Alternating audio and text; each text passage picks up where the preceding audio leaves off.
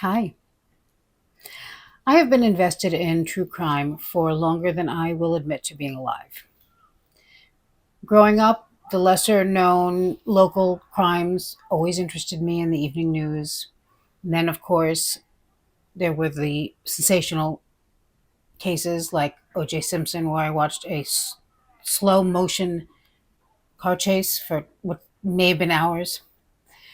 And then there was Jeffrey Dahmer and Lacey Peterson and Drew Peterson and Michael Peterson, Chandler Halderson, Jodi Arias, Valo and Daybell, Frankie and Hildebrandt, Turpin 13, Vander Ark, Stauk, and every episode of Snapped.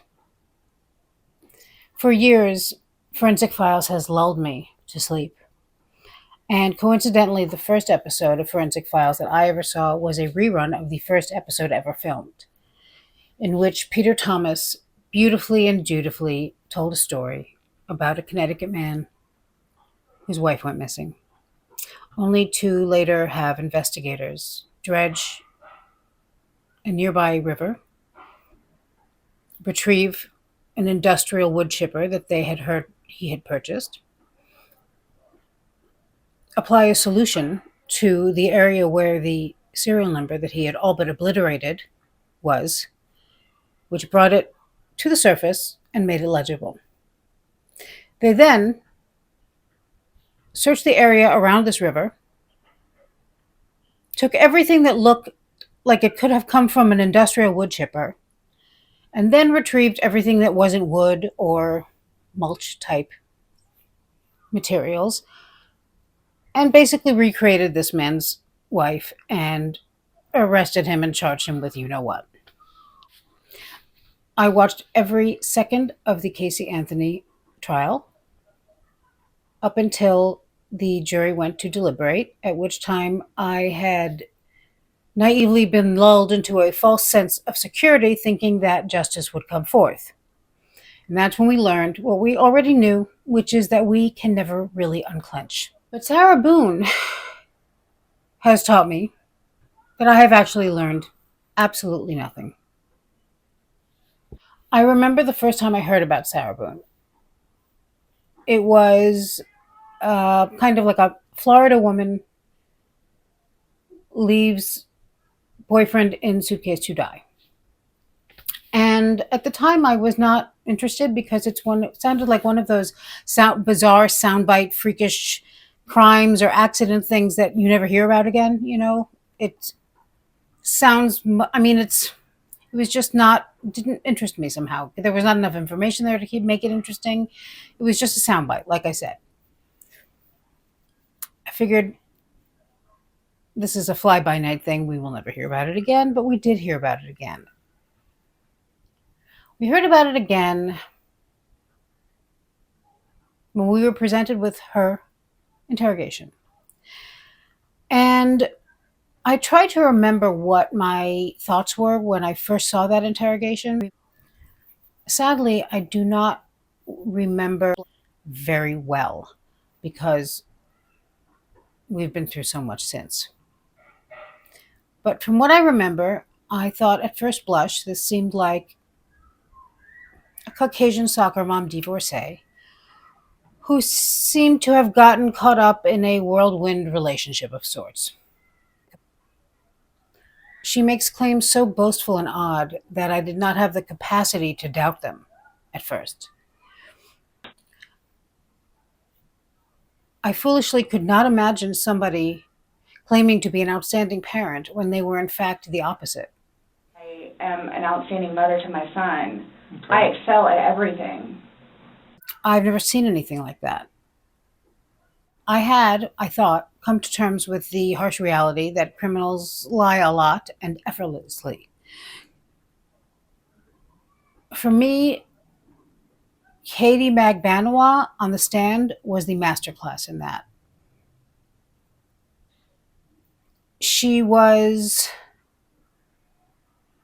so comfortable and so convincing. Well, I knew she was lying, but she was a criminal. Whether or not she had performed criminal acts in the past. She was a natural. But it was not until Sarah Boone brought up her prior arrest in her interrogation that I had my light bulb moment. My first light bulb moment. And the matter of fact, unapologetic way that she presented it confused me. It seemed as if she was in full acceptance and almost indignant about this kind of fringe criminal lifestyle she had adopted, when mere minutes ago she was presenting claims that this did not mesh with at all. Now, at this stage in the game, I think it's fair to say that we have all observed and probably met a few pretty horrible people. But I had no frame of reference for this. It's as if I was being shown a species the existence of which I was not aware. As if we were suddenly being shown, yes, there is life on other planets, and we are to avoid it at all costs. At this point, the only glimpse we had of George Torres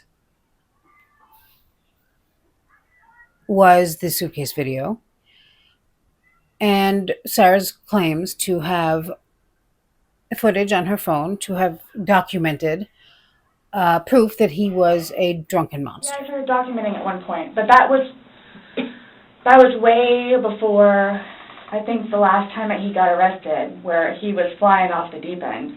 I was, of course, taken aback by her odd way of speaking and her go-to phrases. It's literally, it's cattywampus to it. It is a good day, and in every way, shape, and form. That's my name. Don't wear it up. Yeah. But not intentional, though. No, it's not malicious.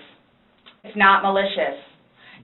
I get told everything but a white woman, so compos mentis. Her grandiose claims and her attempt at deflecting to the point where sometimes she made no sense at all. It doesn't matter. Like, it doesn't matter. Which she has continued to do. She's continued to do all of these things. At no point have we seen her make a good choice, do the right thing, surprise us in any way. And there were discussions along the way. We all had the questions. I wonder if maybe when she's been sitting there for a while, or when she thinks about that, or when she thinks about this, she won't. She didn't. She never will. We know this, but it is still shocking. Because it's not just that. It's not just that she has an inability to read the room, see herself for what she looks like, understand anything. It's the fact that she is extra. She is so nasty and sadistic in every move she makes, every interaction that she has with anyone. That is what has continued to wow us. Sarah is read her rights and is completely confident that she will have these two eating out of her hand. When she says yes, ma'am, and she comes in with her tote bag of questions, she's got this. She is completely and totally intending to have complete control of this room. Appreciate you coming in. Yes, ma'am. I want to ask you about these whenever we have a moment. Sure. So obviously, he received his autopsy. So I'm going to read you your rights again because we have to talk about that. And since I'm talking about the incident, we just have to do it, just like we did yesterday. Protocol? Just like we did yesterday. Remember I read you the rights? Your rights? Yeah. So it's the exact same thing, but since I'm asking you follow-up questions, I need to read them to you, okay? Sure. All right, so you have the right to remain silent. Anything you say may be used against you in court. You have the right to talk to a lawyer before and during questioning without charge. If you cannot afford a lawyer and want one can be provided for you before questioning without charge. Has anyone threatened you or promised you anything to get you to talk to me? No. And do you understand what I just read you? Yes. Perfect. Okay. But Sarah is in for many unpleasant surprises, to put it lightly. And this is not only when things took a turn for Sarah, but for us too. Because unbeknownst to us and to Sarah, she is about to be confronted with unpleasant truths that my guess is she planned to take to her grave. And much like everything else with Sarah Boone, what appears to be karma on full display proves to be anything but. For us, the true crime enthusiasts, this was a dream come true. Undeniable evidence in the form of a video taken by the perpetrator being confronted right before our faces. We were all in it together. We were at the edge of our seats waiting to see how she was going to react to this. And to add to this experience, we found out at the exact time that she did. But our collective reaction was very different than Sarah Boone's. I don't want to watch it, please. There's no hole. I don't know what you want me to tell you. I don't know, what you want me to tell you. Recently, I've had the thought of, I wonder if she didn't or decided not to drag the suitcase out to her car and drive it somewhere and dump it because she was scared of surveillance cameras getting her caught, completely unaware. She had a whole video library in her phone. We took the naive leap of faith that we were about to watch someone confronted with a crime so heinous that many of us have chosen not to watch it again if possible. We thought she would be taken over by a sense of remorse and humility. Woe is me kind of thing, where it's I don't... And over 5 years later now, we have still not seen any of that. We now have stopped expecting it, finally, or at least I guess I'm speaking for myself, although it seems that we're all pretty much in the same boat here, adding to the experience of a shared awe. On the contrary, Ms. Boone has become even more repugnant over the last 5 years of not being able to any longer blame it on the wine, while at the same time insisting that she does not want to get drunk and cannot get drunk. And one of the small but, I think, good examples of dealing with a sociopathic, pathological liar like Sarah is the way that she handles the situation with the timeline. They're trying to get a timeline. They're asking her for times. She's exasperated by this. Any time that they can pin her down on, she adds ish around. You started the activities around 4, you said? Yes, around 4:30ish, and then To bed around midnight-ish. fell asleep around 12:30-ish. Maybe about 6-ish, so 8 o'clock-ish. She finally starts screaming at them, "You're so concerned about timelines. I can't tell you." And then Chelsea finally says, "We don't care about timelines. Forget the timelines." And Sarah brings it up during the trial that she had a problem with detectives over what time things happened. And, she's still on it. Everything becomes an uphill battle, a stupid uphill battle, because it's all lies anyway. And the truth is, it really doesn't matter the timeline. It's true, because we know when the videos were taken. That's really all we need to know. I mean, lucky for Sarah, she's provided with the timeline right there. And once Sarah was in jail, we had many years, of course, during which the horrors unfolded relentlessly. We were presented with her blatant disregard and lack of respect for her child, for her former husband, for her attorneys, for the judges. It was such a lesson in something that hopefully we will never really need to know again or learn again.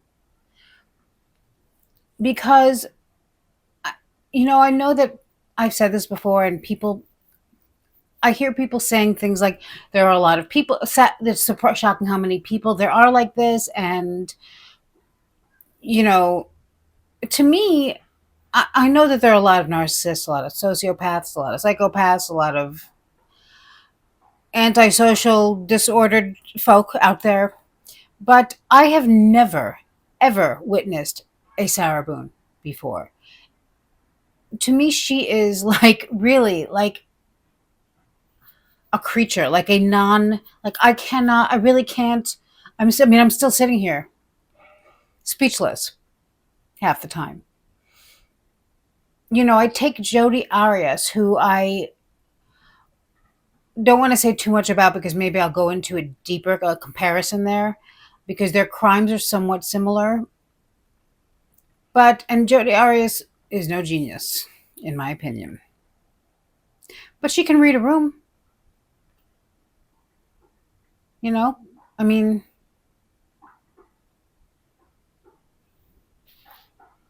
yes, she documented her crime, but not to the extent that Sarah did. So her trying to come up with a different story, which Sarah didn't even do. I mean, she couldn't. Well, she did once took the stand and just.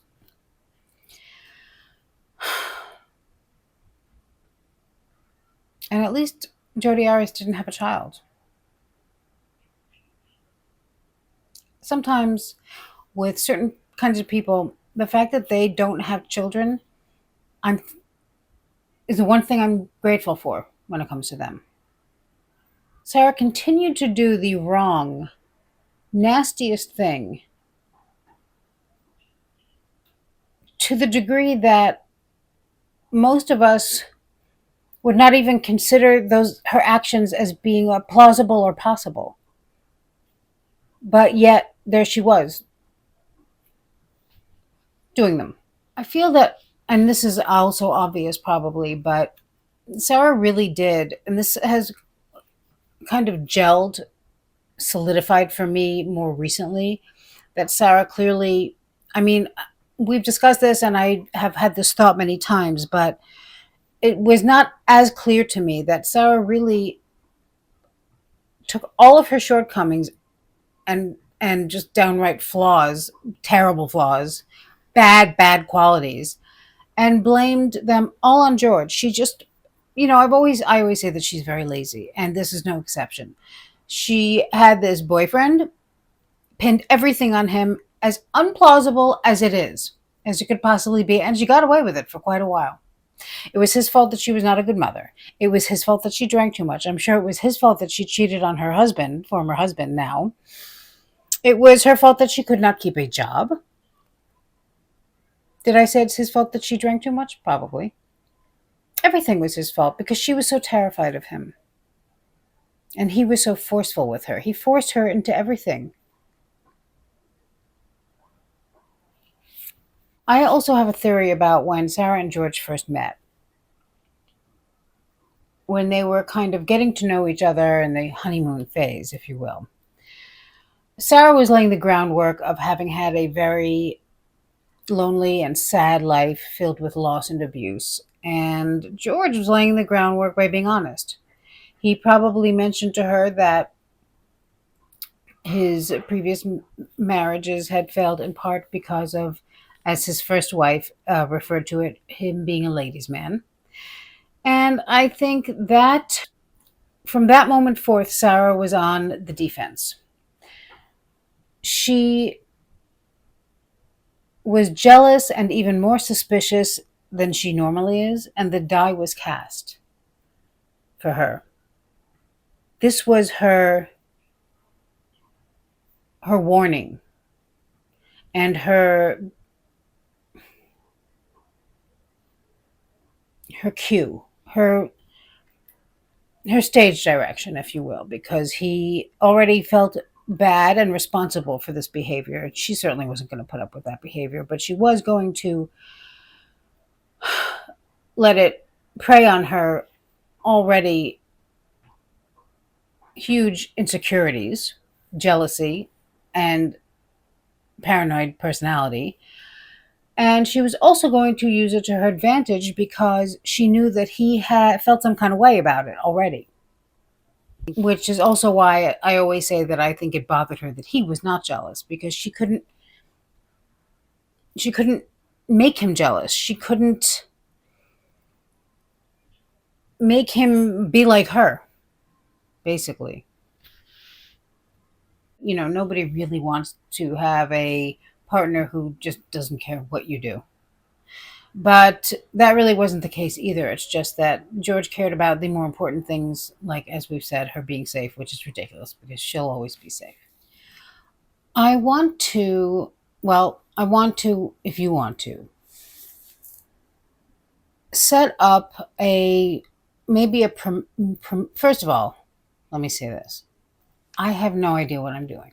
So let's take that into account going forward. What I want to do is either a live or a premiere kind of thing where we can have a live chat and watch the interrogation together. I thought a chat while we watch the interrogation would be good because I think it's easier for me. Less potential to fuck everything up. If that appeals to you, maybe, you're like, let's give the interrogation a rest, which is fine. But also, if you'd rather do a live where we're watching it and I'm here, with my face, I can do that too. And I have no problem trying that because I think that'll also be fun. But I guess my questions are, do you want to go over the interrogation altogether in a live or a premiere or either one? And if not, is there anything else you want to see or do? And if not either, then I will come up with something. Not a problem. I also want to thank everyone for being so smart and fun and funny and supportive and just helping to create this really nice group of friends. Thank you, Olive Oil, for your generosity and your unending support. And thank you all for just your comments and your likes and your subscriptions and your encouragement. It's been so fun and it's just going to get better. And I also want to thank Charles Grieve, or Grieve, I don't know how it's pronounced, for the song. Everyone, it was a huge hit. I showed my appreciation by performing it in a short, which I will link somewhere, either below or here somewhere. That's how much I appreciated it because, I'm not a singer, so, that really meant something. And thank you for watching. I will see you all very soon. Bye.